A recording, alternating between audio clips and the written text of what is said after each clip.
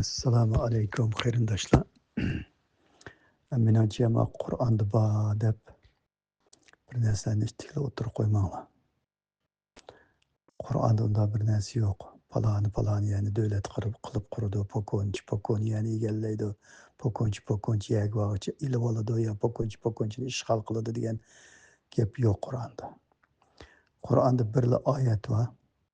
Shu payg'ambar alayhissalomning vaqtida shu payg'ambarning haqiqiy payg'ambar ekanligini bir isbotlash, rostchil bir kishi ekanligini, yana uning bir vahiyni yetkazayotganligini ko'rsatish uchun yana Rumliklar dunyoning bir bo'lagida bir yerda paloni bir ozgal joyda demdi.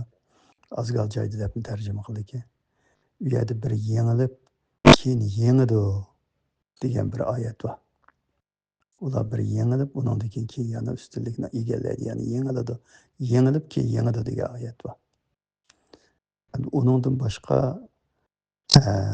Mao Yahudilar mayli Tavratda desin, mayli Injilda desin, paloni yerga biz olamiz, Alloh bizning yerimiz deb qilib bergan degan narsalar faqatla Allohning kitobiga, shu Alloh tarafidan nozil qilingan kitoblarga menchi o'zi kirgizib olgan, o'zi kirgizib Alloh va'da qilgan bizga buni deb dunyoda asosiyatan zo'ravonlik qilayotgan yo bir yerga ega bo'lishni maqsad qilayotgan bir narsa. Qur'onda hergiz palani odam pokoniyani davlat qilib qurdi, pokoniyani davlat qilib qurdi, paloniyaga bag'ich palonchiniki, pokonchiniki degan gap yo'q. Qur'on bir singlarning zimniga bir singlar tajovuz qilmanglar, tajovuz qilib qo'g'lab chiqaringlar, jon beringlar, mol beringlar deydi. Gapim xato bo'lsa, Abdukram Zoir Bama topda va boshqa diniy ustozlarmi bor, tuzab qo'ysa bo'ladi. Qur'onda unga o'xshash gaplar yo'q. Shu Injil Tavratlarda bor. Nimishki bor desa, u Tavratlarning asl nusxasi yo'q. Allah bunda zimindeki insanların devletini, bizden devletini, bizden devletini, bizge hep bir tane iş yok. İnsanlar özü kurudu, özü egelleydi onu. O nerse özünün nefsini çok tatip, Allah bizge vədə qılğan dep, aş kitaplara kirgizgen nerseler. Ve aleykümselam.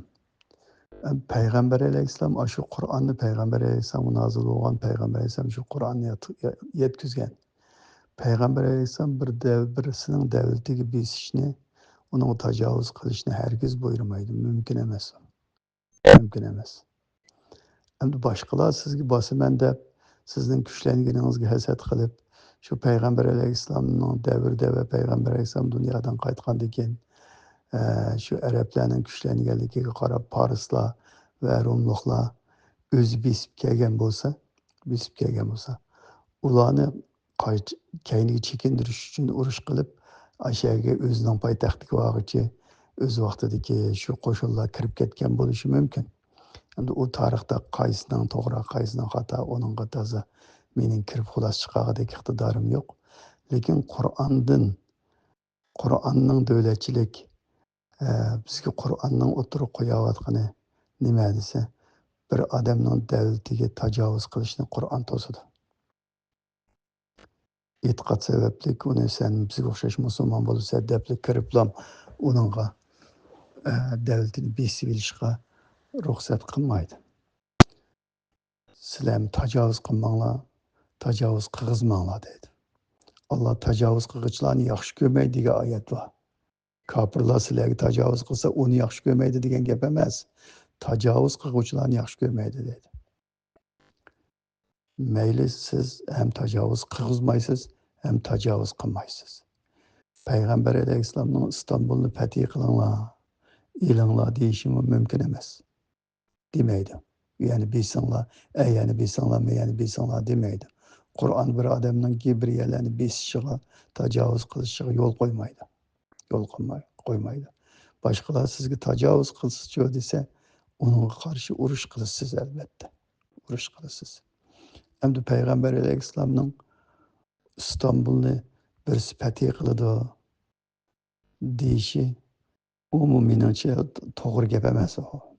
U g'ayib bir narsa. O İstanbul bilan kim, qachon u İstanbuldagi shu Konstantiniya deydi, shu Rumliklar turayotgan shu shaharni kim bilan urushib, kim fath qilib, kim ilib oladi, u g'ayib narsa, payg'ambar g'ayibni bilmaydi. G'ayibni bilmaydi. Payg'ambar alayhisalom Istanbulni elinglar, uni fatih qilinglarmi demaydi. Fatih qilinglarmi demaydi. Bu mening Qur'ondan tushunganim, Qur'ondan olgan bilimim. Qur'on shundoq ko'rsatadi. Yo'q fatih qilinglar deydi, elinglar deydi, Allohning davlatiga besinglar degan desa, shu Qur'on bilan dalil keltirib o'tirib qo'yib baqsa bo'ladi. Meningcha u Istanbulni palonchi fatih qiladi degan gap yolg'on gap u. Yolg'on gap.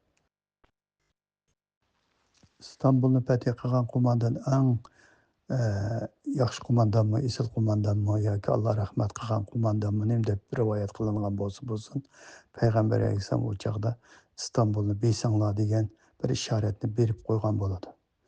Besishni Qur'on cheklaydi. Qur'on cheklaydi. Qur'on cheklayotgan narsani payg'ambar alayhisalomning o'ttirib qo'yishi mumkin emas. Mumkin emas. Mumkin emas. O'tgan dedik-ku, shuni bir qo'shib qo'yay. Ashunga o'xshashla bir misol chiqadi mana shunda. Payg'ambar alayhisalom o'zi Yahudi Nasaralar o'zining payg'ambarlarining qabrlarini masjidga aylantirib oldi. Sizlar hargiz buni qilmanglar degan payg'ambar, ya'ni Qur'onning ko'rsatmasiga uyg'un ashundoq bir so'zni o'ttirib qo'ygan payg'ambar. Men sizlar men o'lib ketgandan keyin qabrimga kelib salom qilsanglar, men salominglarni ilk olaman, ya'ni javob beraman deb bir sherikka yo'l ichib qo'ymaydi dedik-ku. Sherikka yo'l ichib qo'ymaydi dedik-ku. Demak, Alloh Qur'onda xalqning yurtiga tajovuz qilmanglar, bosmanglar deyapsa, bosmanglar va bostirmanglar deyapsa, İstanbulni fatih qilgan qo'mondan eng esil qo'mondan deb İstanbulga tajovuz qilishni payg'ambar ishorat qilib qo'ymaydi, u mumkin emas, o yolg'on gap. Assalomu alaykum. Undan boshqa İstanbulning fatisi 1453-yili fatih qilingan. Payg'ambar alayhissalom 7-asrda payg'ambarlik vahiy kelgan bo'lsa, İstanbulning fatisi 15-asrda fatih qilindi deymiz. 15-asrda. Demak, oraliqda 800 yil, 8 asr bor. 8 asr. 800 yildan keyin keladigan ishni o payg'ambar biladi. G'aybni bilmaydigan tursa. Ya bularga qo'yib etsa asos jihatdan bu payg'ambarni xudolashtirib oladi, ilohlashtirib oladi. Butun dunyoga deyishgandek, ilqi payg'ambarlarning ustiga, Ayso alayhissalomning ustiga nurg'un afsonalarni to'qib, boshqa bir narsaga aylantirib teglik Yahudi Nasaralar. Biz shu desa Muhammad alayhissalomning ustiga nurg'un afsonani to'qib qo'lidan barmog'idan suv chiqdi, tosh salom qildi, uningga eshak gap qildi, echki gap qildi, daraxt salom qildi, bulut soy tushadi deganga o'xshash afsonani to'qib, uni insonlik darajasidan ko'tarib chiqib, shu Alloh bilan o'xshash barobar bir narsaga aylantirib qo'yganlik. Musulmonlarning hozirgi ahvoli asl zamondagi mushriklarga va hozirgi mushriklar bilan hech qanday farqi yo'q. Payg'ambarlarni o'xshash shunday afsonalar bilan ulug'lab, shunday qalaymaqon rivoyatlar bilan uni hammani biladigan qilib, g'aybni biladigan qilib, butunlay sherikning ichiga kirib ketib, beshimizga balo bo'lgan bir xorliq bor mana shunday. Xorliq. İstanbulning fatisi bilan Muhammad alayhissalomning o'tgan davrining o'ttirdi 8 asr bor. 8 asr, 7-8 asr o'tgan. 7-800 yil. Unda qo'ygan ekan desa, o payg'ambar kimning u yani fatih qilganligini, qachon qanday urushlarda uni bilmaydi uni. Uni bilmaydi. Yuqorida deganimizdek, u yerga bir tajovuz qilishga ishoratni berib qo'ymaydi. Qur'on tajovuz qilinglar deb, qilmanglar deyapsa. Tajovuz qilishni cheklaydigan bo'lsa Qur'on. Muhammad alayhissalom İstanbulni fatih qilgan qo'mondan eng yaxshi qo'mondan deb İstanbulga tajovuz qilishga ishorat berib qo'yamda. Va alaykum assalom g'ayrat. İnsanlarni aldab ketmek shunda osonkanchi. Yanadam gapni hozircha Kazofiyninkini qo'yib turib, biz musulmonlarga kelsak,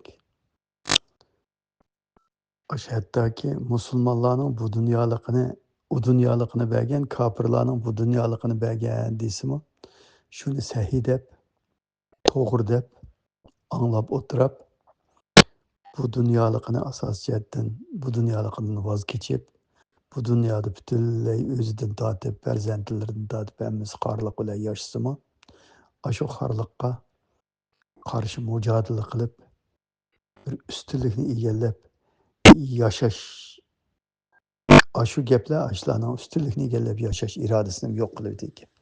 Shu yolg'on gapga ishonibchi. Alloh Qur'onda mo'min bo'lsanglar ustun bo'lasizlar dedi. Mo'min bo'lish degan nima desa, aql ishlatish, haqiqiy insondek bo'lish. Haqiqiy insondek bo'lish. Allohning shu dunyoga yaratib bergan rizqini tirishchanlik ko'rsatib, mujodala qilib, yaxshi tepib yeb, o'zining rizqini inson o'zi ziyoda qiladi. Qanday ziyoda qiladi desa, uyda o'tirsa Alloh ziyoda qilib tashlab bermaydi. Tirishchanlik ko'rsatgan chog'da Alloh yaratgan qonuniyat bo'yicha haqiqiy mujodala qilgan vaqtda hamma jihatda ustun bo'ladi.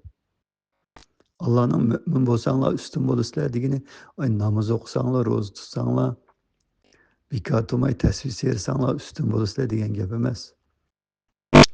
U namoz Allohning bu dunyoga bergan, insonlarga bergan ne'matiga shukr qilish uchun, ya'ni tashakkur bildirish, rahmat etish uchun qilindi. Ibodat Alloh menga bir narsa beramdiki deb qilinmaydi.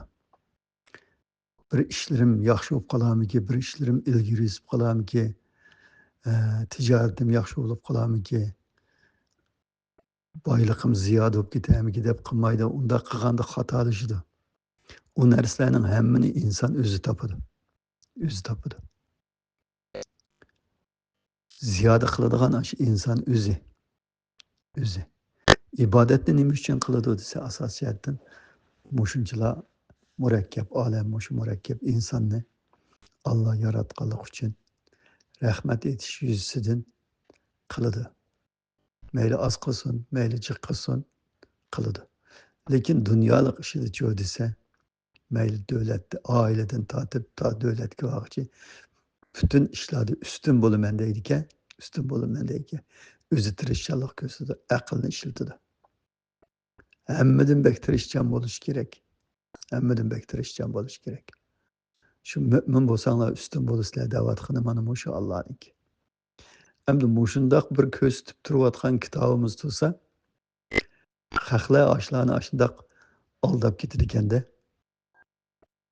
Musulmonlarning u dunyoligini bergan, kofirlarning bu dunyoligini bergan deb ulardan ustun bo'lish uchun tirishmay, aql ishlatmay, shunday xor yashaydigan ahvol kelib chiqadi ekan. U ahvolni nima keltirib chiqardi desa, insonlar ozdirib ketadi ekan shunday gap qilib. Endi Kazafiyning xalqiga kelsak, Liviyaning xalqiga kelsak, yuqorida siz degandek ular shunda xotirjam yashaydi. U yerda davolash pulsiz, mashinaning meyi pulsiz, maktab pulsiz, u pulsiz, 5-6 turlik narsa pulsiz. Hattoki o'zining xalqiga Germaniyadagi zavodlardan chiqqan mashinani akirib, zavoddan chiqqan bahosi bilan setib beradigan shundoq bir davlat u. Baxotirjam davlat. Bir 2 yosh to'y qilsa, ular bir yurish uylarni berib, ularning hisobiga iqtisod yotqizib, shunday xotirjam davlat. Shunday xotirjam davlatga nimani ko'rsatib vayron qilyapti desa, uningdanmi bek bir xotirjamlik borligini ko'rsatib,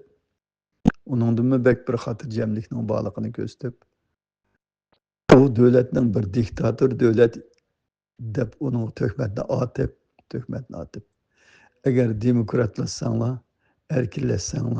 erkinlashsanglar, ajoyib bir güzel hayot yashaysizlar deb pek esil bir jamiyatni va'da qilib, shuni ular vayron qilib tashlayapti.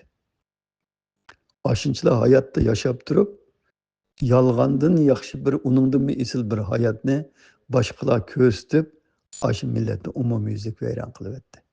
Xuddi bizning dunyoligimizni yolg'on bir nimalarni deb musulmonlarning bu dunyoligini tortib ilib olganga o'xshash.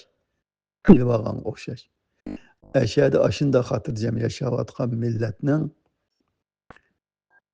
shu vayronchilik selib etish nima desa, ashlarning baxtini, uningdanmi cho'ng bir baxtning borligini ko'rsatib turib, yolg'ondan aldab vayron qilyapti.